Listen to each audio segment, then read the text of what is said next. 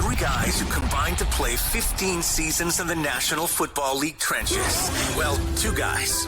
And Mackey, who didn't do shit. He just sits there and looks pretty. This is the O-Line Committee. The only show in America where a fan, an idiot fan, myself, gets to ask questions, and in this case, dumb football questions, to two former NFL offensive linemen.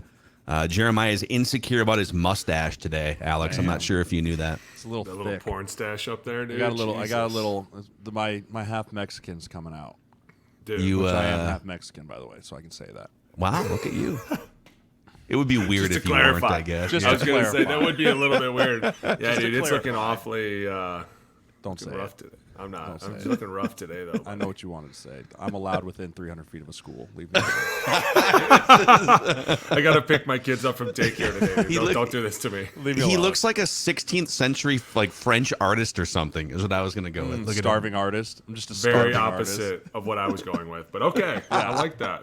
I know where you were going. You sure do. Oh, Yeah. God. I could remember that To Catch a Predator show on NBC. That's exactly where I was going with this. Show up with the guy. pizza. I'm Chris Hansen. I'm Chris Hansen. Come in. Have a seat. Who are you? Guys are always like, who By are the you? way, the Chris Hansen episode of South Park might be a top 5 South Park episode of all time. Yeah. It's so good. It's The hilarious same one because with Man Bear Pig. he would come in and he would like, of course, like the Relax. perpetrator would be like, well, what so why don't you calm down here? It wasn't me, I swear to God. I've got 14 pages of transcripts here. Come on in. Are you here? Are you here with Have a a seat. 12-pack of Budweiser to see a 13-year-old right now? You might. No, not it's for have me. a seat. It's for me. It's for me. It's going to help him move.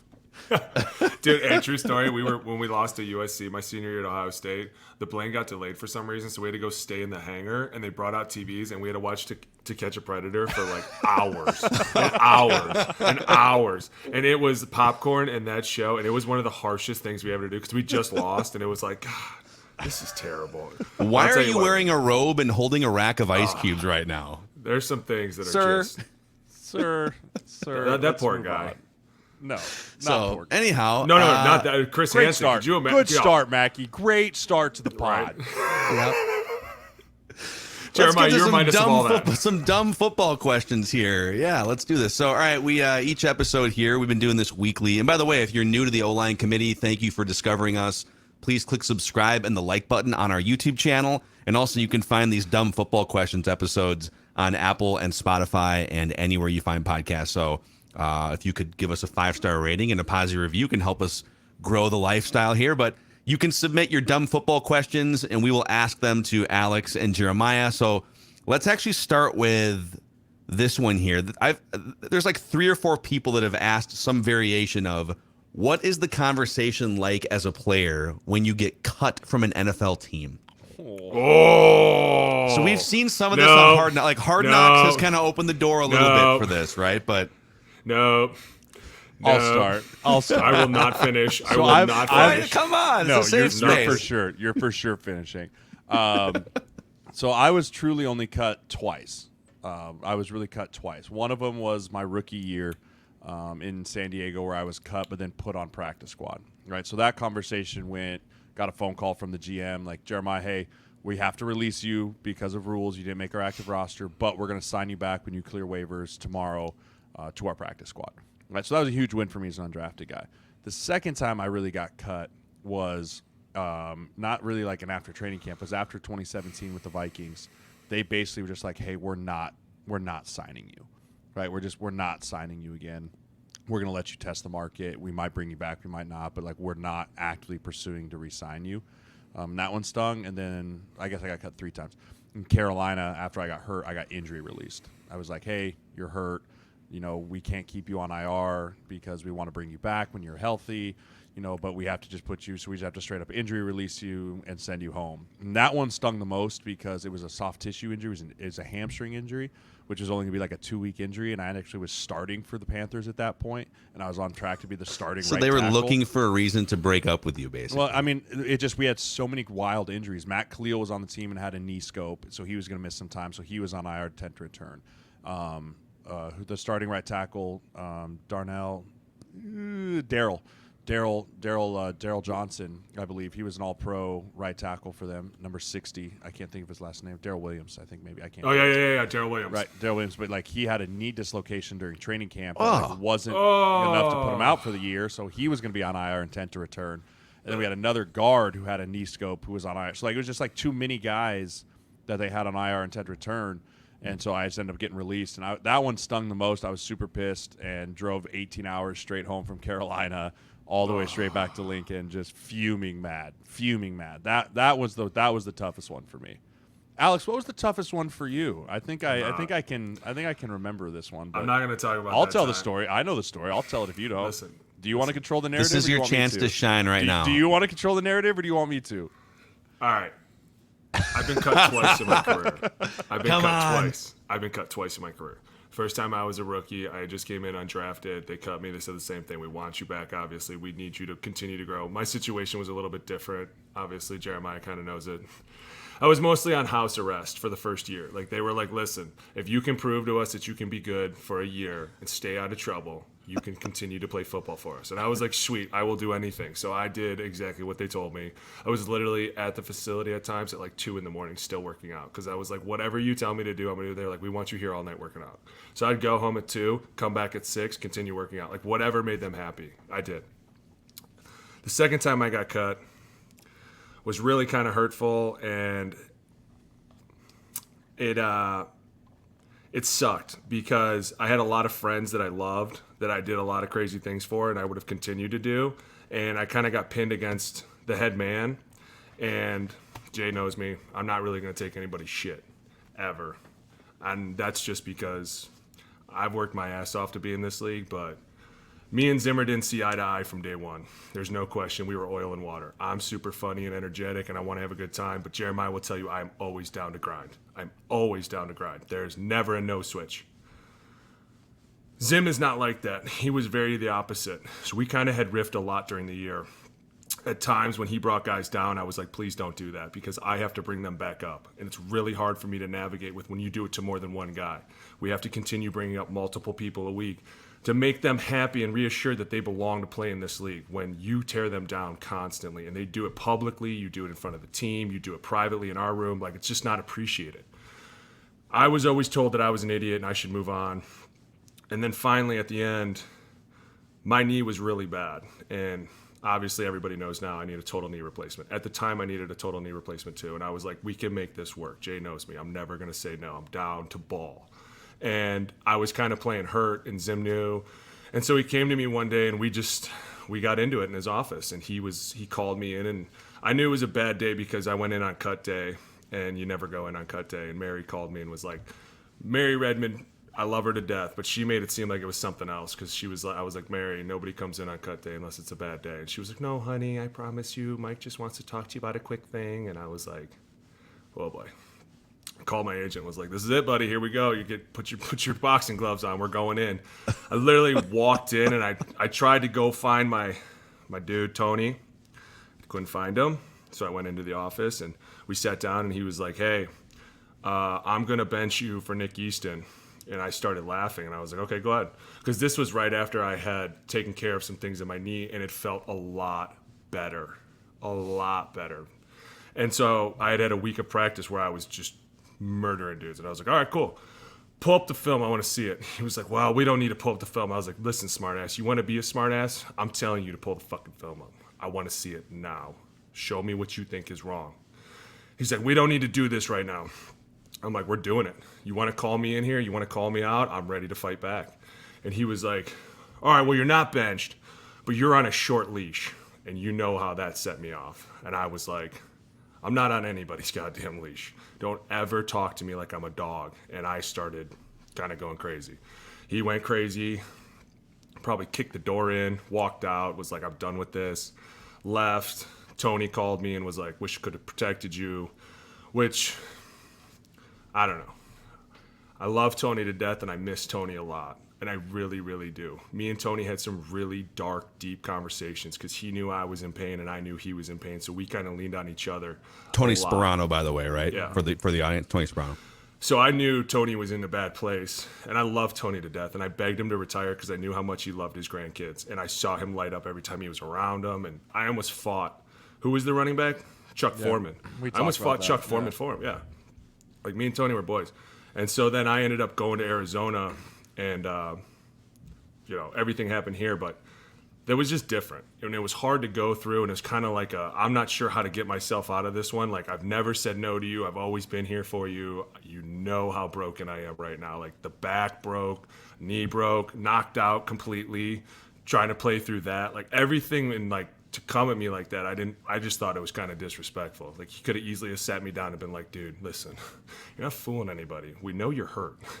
Just tell us what hurts and we'll fix it. It was just me being like, no, I'm fine, because I'm so afraid that they're going to be like, Boone's hurt. Oh, dude, like. So it was more about like the way that it was delivered. Oh, absolutely. Was there a way to have that conversation about, hey, we are going to move forward here, but dude, we love you. Like it was sounds like it was more about the communication. And I wish he would have just been like, hey, Booney, I know you're hurt, buddy. Why don't we just put you on the pup, okay? We'll get you back to normal. We'll get you healthy. You've been going through a lot. Like, let's work with you.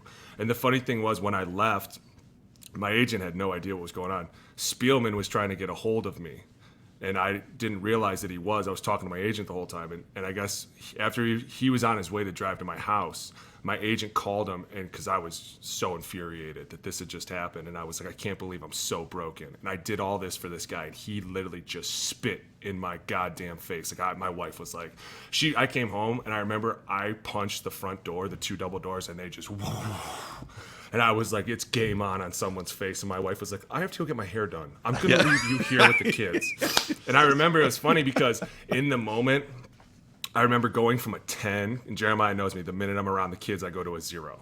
Like, I'm never mad. And I'm like, okay, you get that done, but when you come home, I got some things to... So she leaves. Apparently, there was no hair appointment. She called my agent, like, yo, I don't know what just happened, but he is on the war path. And he was like, I know, I'm on my way up. Spielman's on his way over to talk to him, to try and be like, listen, this is not coming from me. You are not cut. We are not letting you go.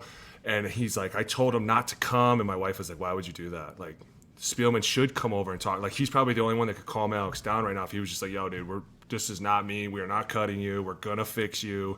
You're fine. So we found that out later. But, you live and you learn. Sometimes it sucks. Sometimes it doesn't. I think a lot of people look at it and they're like, oh, you got cut. You're like, dude, it's a business, right? Like, sometimes guys get cut because they're like, you're really, really good, but we just got enough players on the team, right? And we can live with not having you on our team. And it sucks at times, especially because you see your friends get cut, and you're like, man, this sucks. I really enjoyed being with this guy. Like, when I left, I got like a million text messages from all the dudes, like, dude, I have no idea what's going on. Really going to miss you. I cried, dude. I was so sad. I was like, it's a hard thing to do. I love these guys here. Like, Kendricks was my locker mate. He's one of my best friends. Like, we talked all the time. Anthony Barr, B-Rob, like all those guys. Ev. I mean, we were offensive guys, we had so much fun here, and I think a lot of it was because there was so much torment above us that we were so forced to join together and be like, hey, you're my best friend forever. Like, I talked to Jeremiah and I are best friends to this day. He's one of my number one guys. I drove over to his house because I knew he was on the warpath. I didn't even have to call him. I knew it was going to happen. Like, I just drove over to his house, and he was in his garage just lifting. I was like, buddy, you just got. He's like, I'm gonna play this year. I was like, sure thing, man. And like, we just got chilled out in his garage for a while. But I mean, a long answer to that question is every cut situation is very unique, especially when you talk about veterans.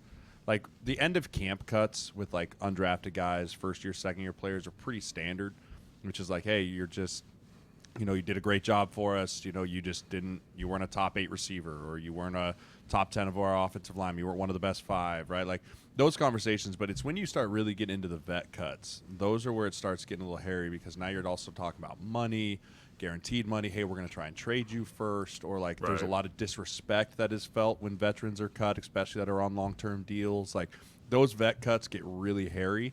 But it's all majority of the same thing of, it's a business. We felt like you weren't one of the best 5, yada, yada, yada. We had to do this because of X, Y, Z.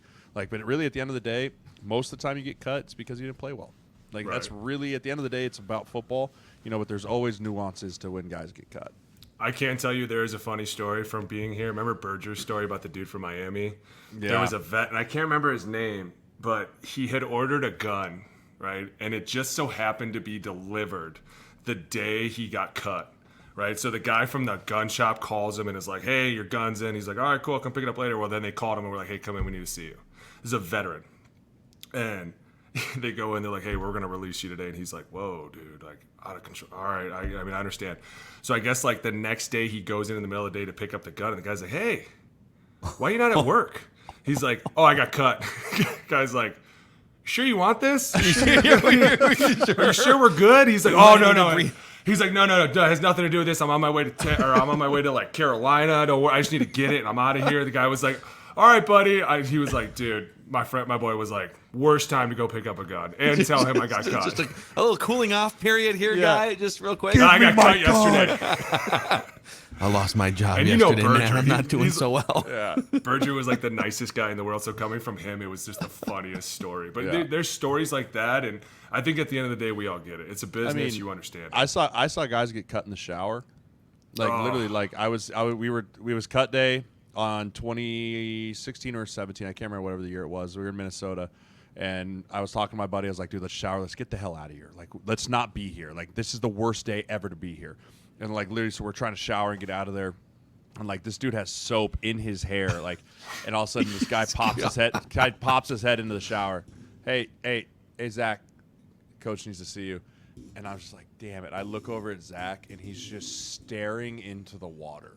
And it's just hitting him in the face. And I was like, all right, buddy, call me later. It like just left. Like cut day is the worst. Like when teams make you come in on cut day, it's bad. It's so like in practice. We practiced before cut day, practiced right, and all of a sudden, so you're trying to get out there, and then you're watching your buddies pack their lockers up, and like you don't know what to say to them. Like, oh man, I'm sorry, it didn't work. Like cut days that like you try and avoid the facility because you're literally watching a dream die. Would you rather just like get a text? Like no. You want it to be one. It's just.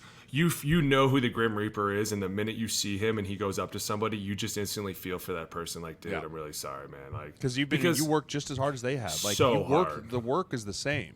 No one worked less. I mean, sure, some guys might have worked less hard, which is why they got cut. When you watch guys that you were grinders with, and like you were battling for spots, and you're battling for everything, like, and you watch them get cut, like you feel it. Like you feel their pain. You feel like the dream because you're riding that knife edge too, right? It can go either way, and like you can really sympathize with that feeling of being cut because it is just a heart-wrenching, gut pulling out type of feeling.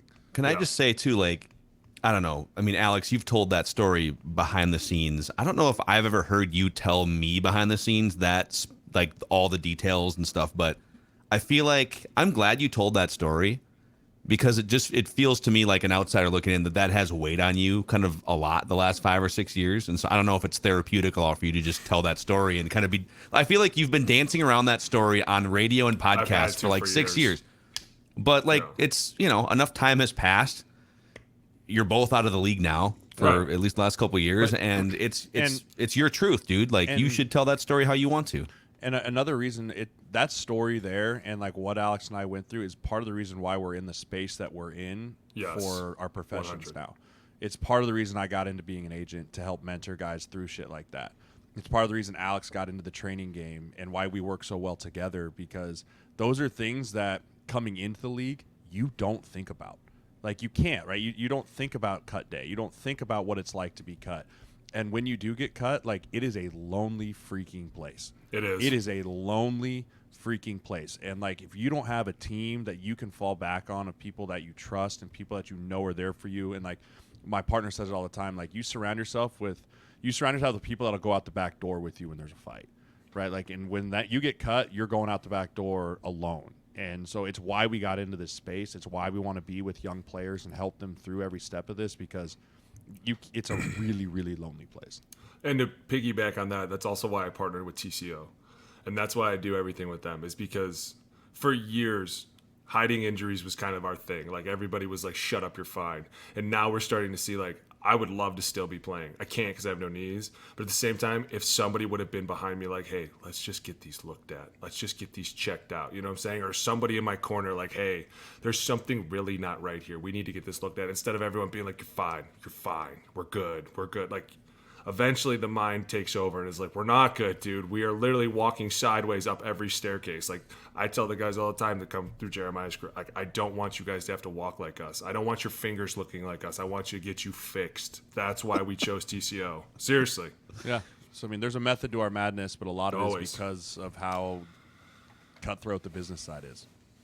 Do you want a lighter one here for our last dumb let's football go. question? I mean, those are good. Those that's are why, great questions. great. It's why we started this podcast too, like Yeah. to let people in behind the curtain. Like, it's not always Sunday night football and the lights are on. Like, it's not like that all the time. It's why I said a few episodes back, like, fun of the NFL was 50% for me. The other 50% was this dark cloud that we just talked about. That's a Right. very real thing for so many players. Like, that's why we want to start this podcast, so people can start to see more behind the scenes of what this looks like. Yeah. Amen. It's I mean, I just like some of these stories too. It's like it's hard to relate if you haven't been in an NFL locker room to some of the stuff that gets talked about and happens. And so it's fascinating just to be pulling this curtain back and kind of being a passenger here. So I have one more for you guys it's from IMMK9988 on the YouTube. Okay. And he says, dumb question.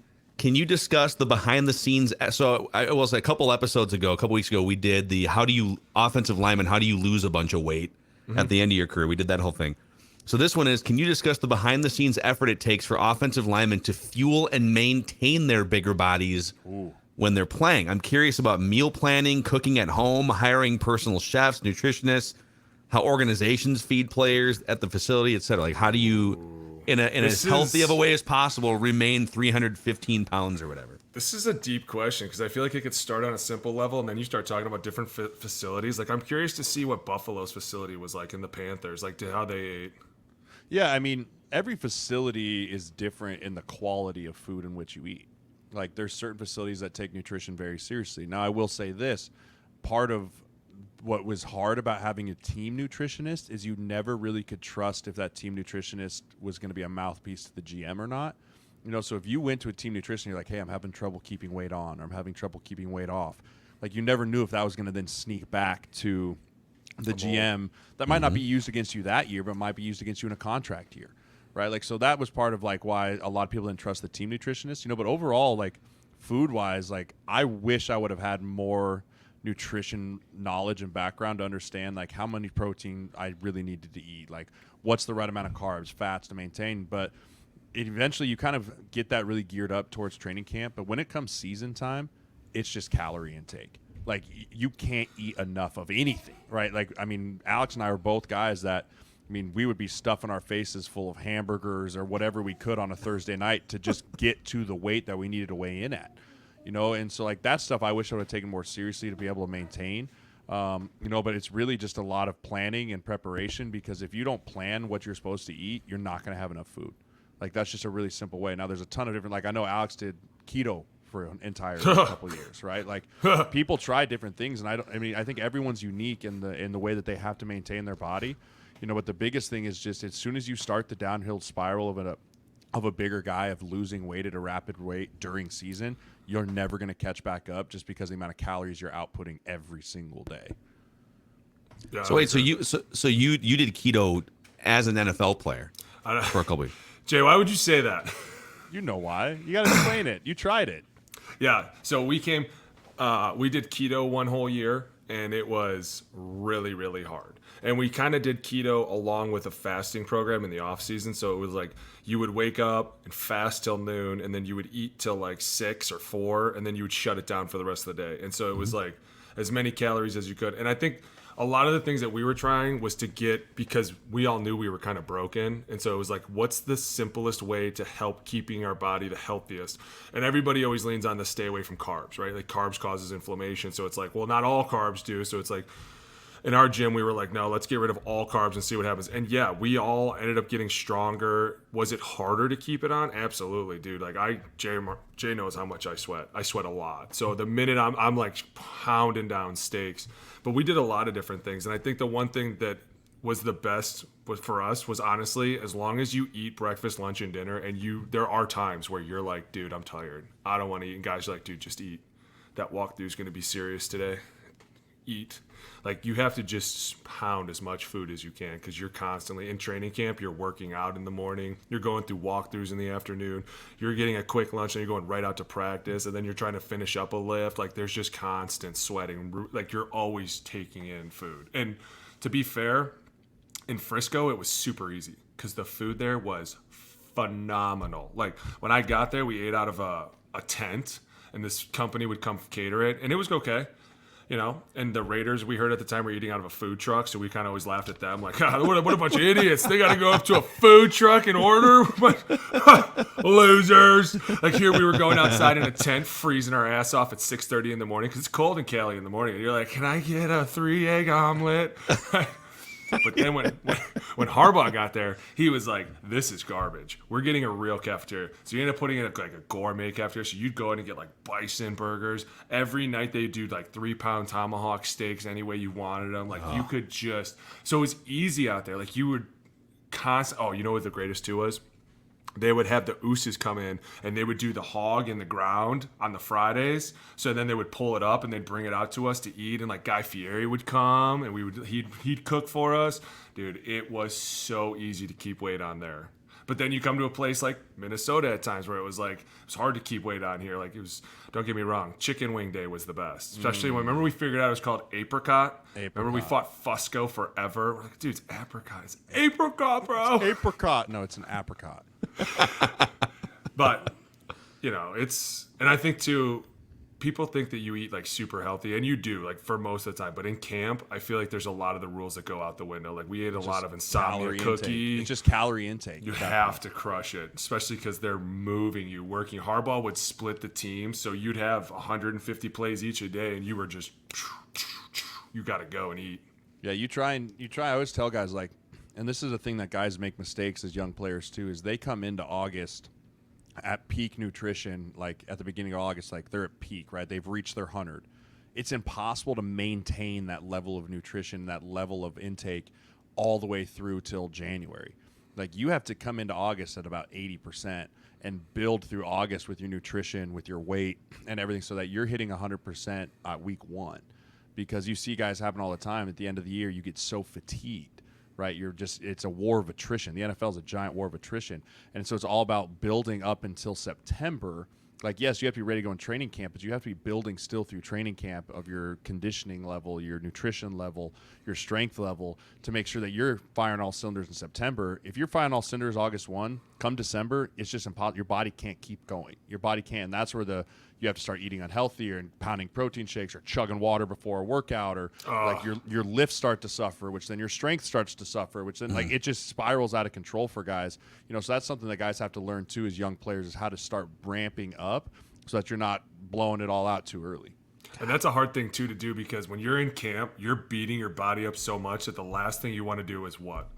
Get in a weight room. Mm-hmm. You're just like, dude, I don't want to lift. And you're like, dude, this is what you're training your body for, to go out there and get into 65 car accidents and come back in here and squat 500 pounds. Like, you have to tell the body, this is nothing. I need to get this done, and then we're done for the day. And a lot of guys, like Jeremiah said, they come in and they're like, what is this? You're like, this is a lot, dude.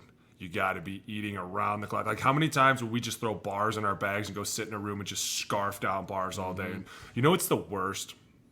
When you have good rookies and they bring like Sour Patch Kids and like sour Skittles, and you're like, hey, what's in the back of the room? And they're like, oh, dude, Jolly Rancher gummies. You're like, listen, let me get like 4 packs of those. Bring them up. Matter of fact, just bring me the whole drawer. Bring me the whole drawer. 2016, we had a box in the back, like one of those old school like toolbox lock boxes, that we'd have the rookies stuffed full of snacks, and I mean snacks like Ho-Hos, Ding Dongs, like Reese's, and then they kept like, also we're like, where are all our freaking snacks? And the people were coming and stealing them because they knew the old line room had the snacks. So then we put a padlock on it. We had a lock and key, and if people came in and they're like, oh, hey man, whatever. Like, you were the one that stole it. You are not allowed in here. And the only people that had the codes were the O-linemen and the quarterbacks. And they were the only ones allowed to eat our snacks. Dusted for fingerprints, dude. Absolutely. Oh, dude, that's the worst. What's the matter with you?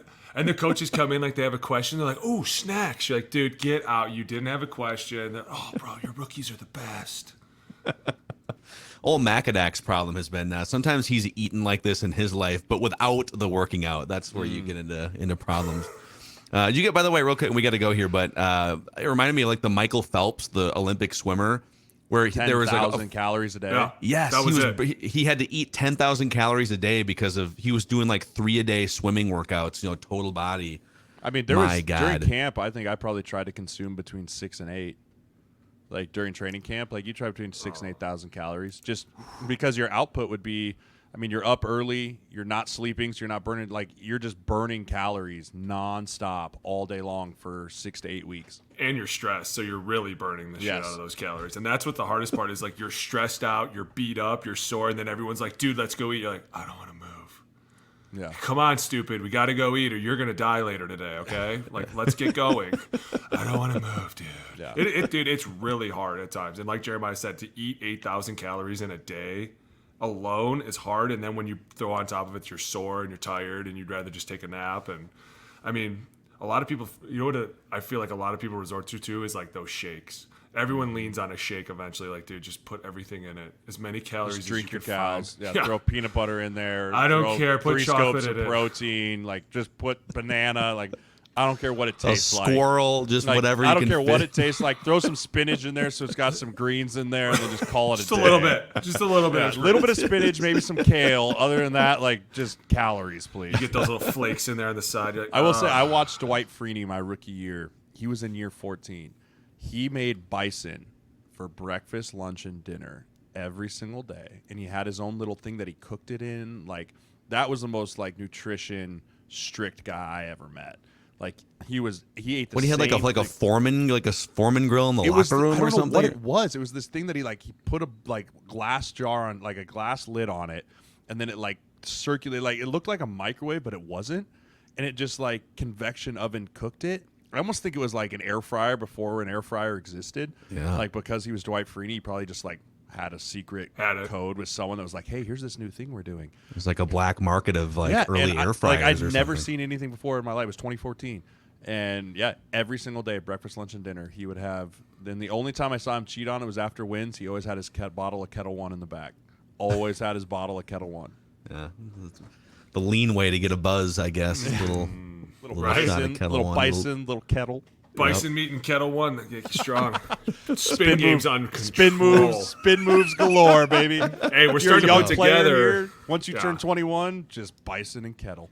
Let's Dude. go. Hey, I've seen some crazy diets like that. Come on, you've seen some things before, some games where you're like, nope, that's not legal. That's not. This is not where. Don't eat that. If you guys have any more questions too, like these nutrition conversations are fun. So if you guys have more questions, hit us up. Always send us your dumb football questions in the YouTube comments. And again, click like and subscribe. And bonus points if you ask a question that triggers a rant from Alex that lasts more than 5 minutes too. I think those are ones we're on the hunt for. This is an offensive line lifestyle podcast. Thanks for hanging out with us here on the O-Line Committee.